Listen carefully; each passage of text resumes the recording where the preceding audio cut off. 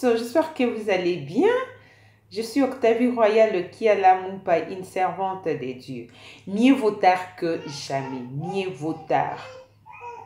Quand on nous dit que c'est Dieu qui contrôle les temps, c'est vrai. C'est Dieu qui a la vie d'un homme entre ses mains. Et c'est Dieu qui sait gérer bien le temps d'un homme. L'homme peut avoir un programme, mais c'est lui qui dirige le pas d'un homme, c'est Dieu. C'est pourquoi aujourd'hui je vais parler sur mieux vaut tard que jamais. Là, nous voyons les temps. Tu ne sais pas les temps exacts de ta bénédiction.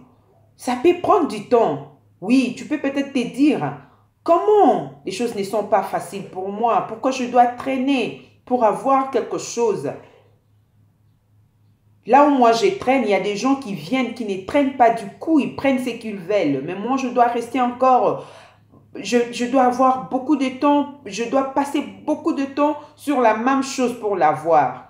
Je veux te dire, ce n'est pas parce que tu as le chèque en toi. Ce n'est pas parce que tu n'es pas agréable. Ce n'est pas parce que tu es maudit. Mais c'est parce que Dieu veut juste t'utiliser pour que tu sois un témoignage pour les autres. C'est Dieu qui gère les temps. Le problème, c'est quand tu n'as pas une bonne relation avec ton Dieu.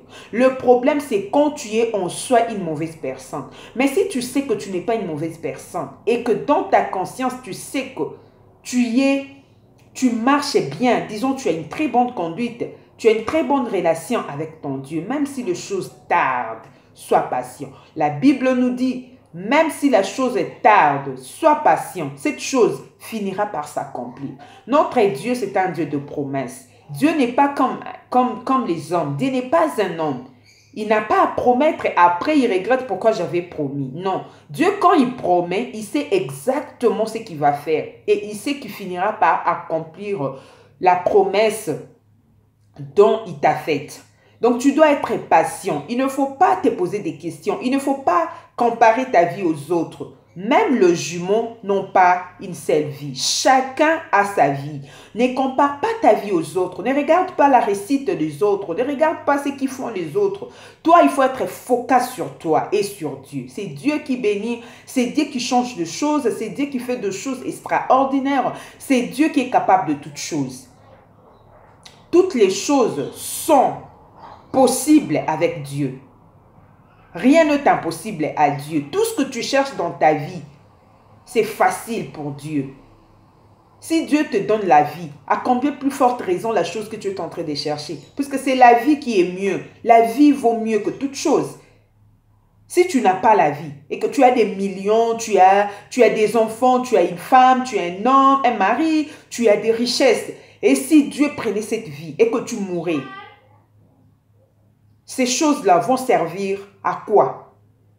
Tu ne seras plus en mesure d'utiliser toutes ces choses ou d'être fier d'avoir ces choses parce que tu es mort. Mais les cadeaux précieux que Dieu te donne qui est la vie, tu dois bien la garder. Tu vas te dire, Seigneur, pourquoi? Pourquoi ça traîne?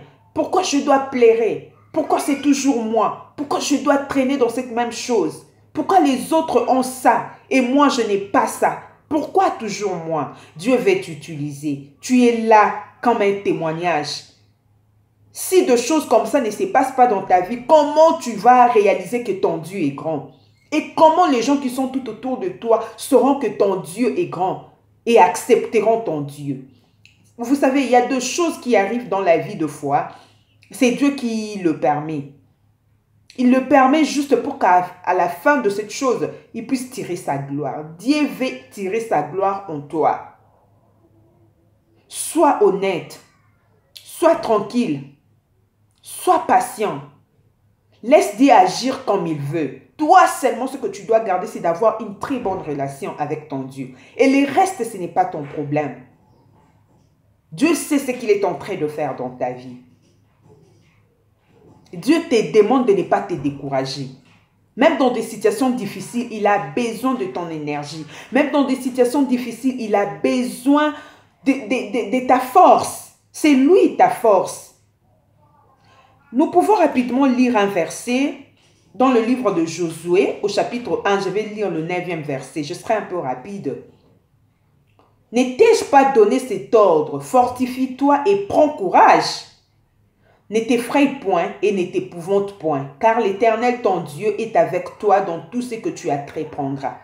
Dieu est avec toi. Quand il dit, ne t'ai-je pas donné cet ordre?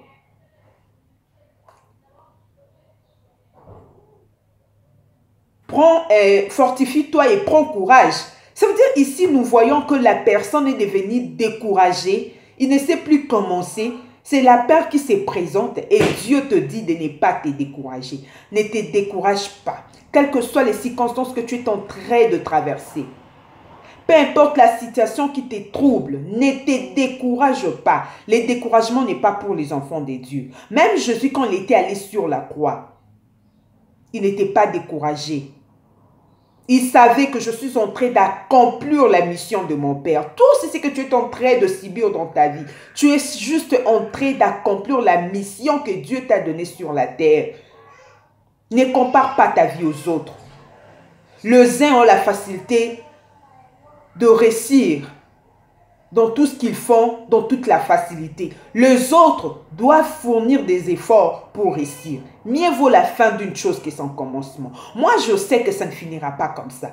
Les choses ne seront pas toujours comme ça. Les choses changeront. Quel que soit les temps que ça peut prendre, les choses changeront. Mieux vaut tard que jamais. Notre Dieu, c'est un Dieu qui agit avec le temps. Il sait bien le moment opportun. Il sait bien le moment où il va se décider pour te bénir. Toi, ce que tu dois faire, c'est de continuer à aimer Dieu. C'est de continuer à servir ton Dieu. C'est de continuer à faire tout ce qui est bien. C'est de continuer à faire la volonté de Dieu. C'est de continuer à faire des choses qui aideront ton Dieu de pouvoir tirer sa gloire. C'est Dieu qui bénit. Aucun homme peut te bénir. Si un homme te bénit, sache que c'est Dieu qui a touché son cœur pour qu'il puisse te bénir. Donc c'est Dieu qui bénit. Toi, quand tu as une très bonne relation avec ton Dieu, sache que Dieu finira par te bénir. Dieu finira par te faire du bien. Sois patient avec Dieu. Sois patient avec Dieu. Ne te décourage pas. Avance encore. Dieu a besoin de ton énergie. Dieu a besoin de ton énergie pour te bénir. Dieu a besoin de ton énergie pour qu'il puisse faire de toi la personne que tu veux que tu sois. Tu veux être un grand homme. Tu veux être béni. Tu veux aller de l'avant. Ça va arriver toutes ces choses-là. Mais tu dois être patient. Tu dois te laisser entre le temps de Dieu. Dieu n'agit pas dans la précipitation. Il est le Dieu qui calcule les temps. Il sait au moment où il peut te faire du bien. Il ne te bénit pas peut-être parce qu'il veut te préserver du mal. Et quand il va voir que c'est vraiment le moment pour que je puisse élever mon enfant, tu seras élevé. Le genre de ces mondes, la faveur de ces mondes est limitée. Mais la faveur de Dieu est illimitée. Laisse-toi entre les mains de Dieu. Abandonne-toi entre ses mains. Laisse que Dieu te conduise. Laisse que Dieu puisse diriger tes pas. Si Dieu dirige tes pas, tu ne tomberas pas. Tu auras toujours la force. Et même si tu tombais, le Seigneur lui-même va te relever. Sois fort. Si tu passes les moments difficiles, si tu vois tes choses sont bloquées, les choses ne vont pas comme tu le souhaites, reste dans ta position, persévère encore. Dieu viendra à ton secours, mieux vaut tard que jamais. Il viendra. Ce que je suis venu te dire, c'est que le Seigneur finira par te bénir. Je vous dis merci. Bye.